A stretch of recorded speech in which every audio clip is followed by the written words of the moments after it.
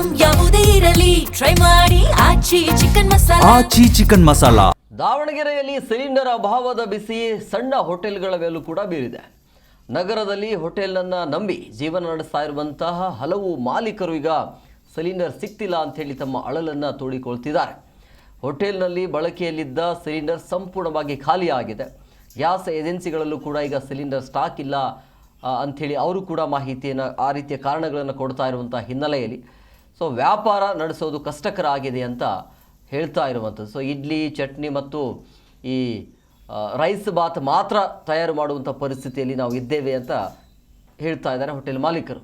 ಸಾಮಾನ್ಯವಾಗಿ ದೊರೆಯುವಂಥ ದೋಸೆ ಆಗಿರ್ಬೋದು, ಚಪಾತಿ ಸೇರಿದಂತೆ ಇತರೆ ಆಹಾರ ಪದಾರ್ಥಗಳನ್ನು ತಯಾರಿಸಲು ಸಾಧ್ಯ ಆಗ್ತಿಲ್ಲ ಅಂತ ಮಾಲೀಕರ ಅಳಲು ಇದು.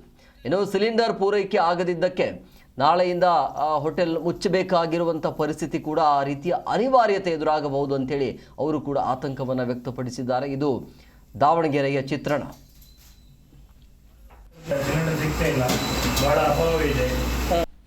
ಈಗ ರೊಟ್ಟಿ ಊಟ ಇಲ್ಲ, ಚಪಾತಿ ಊಟ ಇಲ್ಲ ಸರ್.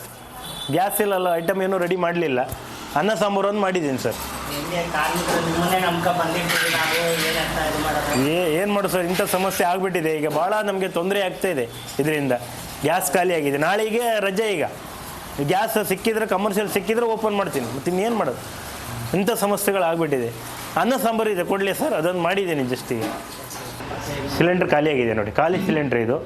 ಇವತ್ತಿಗೆ ಎಂಡ್ ಆಗಿದೆ, ಸಿಲಿಂಡ್ರ್ ಇಲ್ಲ. ಅಲ್ಲಿ ಕೇಳಿದರೆ ಏಜೆನ್ಸಿಯಲ್ಲಿ ಕೇಳಿದ್ರೆ ಸಿಲಿಂಡ್ರ್ ಇಲ್ಲ ಅಂತಿದ್ದಾರೆ, ಕೊಡ್ತಾ ಇಲ್ಲ, ಸ್ಟಾಕ್ ಇಲ್ಲ, ಕೊಡ್ತಾ ಇಲ್ಲ, ಇಲ್ಲ ಅಂತಿದ್ದಾರೆ. ಇನ್ನು ಮುಂದಿನ ನಮ್ಮದು ದಾರಿ ಏನಂತೇಳಿ ಈಗ ಏನಿಲ್ಲ. ಈಗ ಇವತ್ತು ಕ್ಲೋಸ್. ಇವತ್ತು ಬೆಳಿಗ್ಗೆ ತಿಂಡಿ ಎಲ್ಲ ಸ್ವಲ್ಪ ಮಾಡಿದ್ದೀನಿ. ಎಲ್ಲ ತಿಂಡಿ ಮಾಡೋಕ್ಕೆ ಗ್ಯಾಸ್ ಇರಲಿಲ್ಲ. ಸ್ವಲ್ಪ ತಿಂಡಿ ಮಾಡಿದ್ದೀನಿ, ಇಡ್ಲಿ ಚಟ್ನಿ, ಆಮೇಲೆ ರೈಸ್ ಬಾತ್ ಒಂದು ಮಾಡಿದ್ದೀನಿ. 2-3 ಐಟಮ್ ಮಾಡಿದ್ದೀನಿ ಅಷ್ಟೇ. ಎಲ್ಲ ಐಟಮ್ ಮಾಡ್ತಿದ್ದೀನಿ.